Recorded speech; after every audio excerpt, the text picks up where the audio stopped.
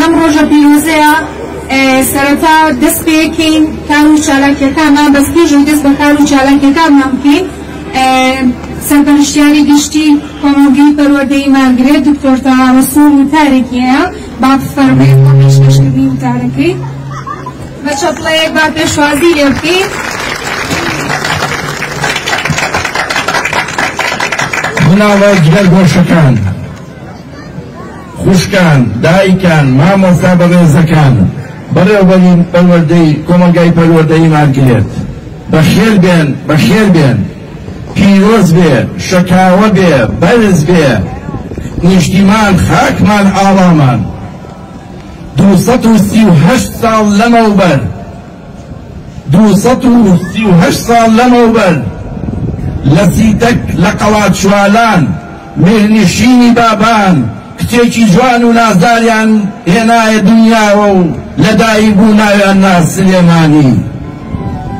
سلێمانی شارە پیرۆزەکەم، ئەو شارەی کە شاعیران و شۆڕژێڕان و نەمران خۆیان کرد بە قوربانی بۆ ئەوەی ئەمەی لێ بەرهەم بێ هەزار هەزار سڵاو لە گیانیان.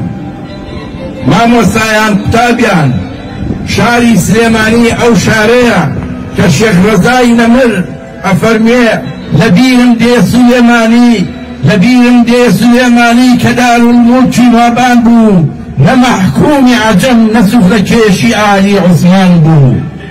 شانازیە کە شانازی بکەین بە شارەکەمانەوە کە دەستە خوشکی پاریس و کۆبانی و شارە قەشەنگەکانی جیهانە.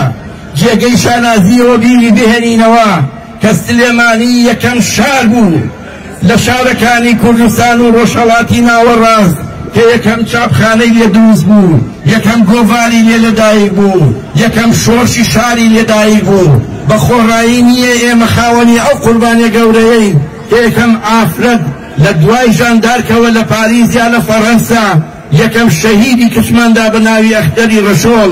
تاریخ شایەتە کە پیرەمێردی نەمر ئەڵێە پێی ناوێ بۆ شەهیدی شیوەن و گرین، نامرن ئەوانەی وا لە دڵی میللەتە ئەژین. لە شەهیدبوونی ئەختەریشا ئەڵێ هەڵغاری گول لە سنگی کچان بێ لە هەڵمەتە. واتە لە هەڵمەتی ئێمە پیرۆزایی لەو گولەیەکەین کە لە پێناوی خاک و نیشتیمانە ژیانمان ئەرژێ. هەر ئەم شارە بوو عەولە سووسی هێنایە سەر ئەوەی کە بە خەنجەر دوژمن پارەکانە بەردەکی سەرایە. هەر ئەم شارە بوو یەکەم شۆرشی لە ناو شارە بەرپا کرد. هەر ئەم شارە بوو پێشوازی کرد لە سنکۆی شوکاک، لە بەرزانی نەمر، لە هەزاران شۆڕژێری تر. هەر ئەم شارەیە بە پێیداتە کە ئەمڕۆ وەزیری پەروەردە جەنابی فەرمووی ئەڵێ شاری سلێمانی بە پێیداتا پێشەنگە لە عیلم و معریفەتە.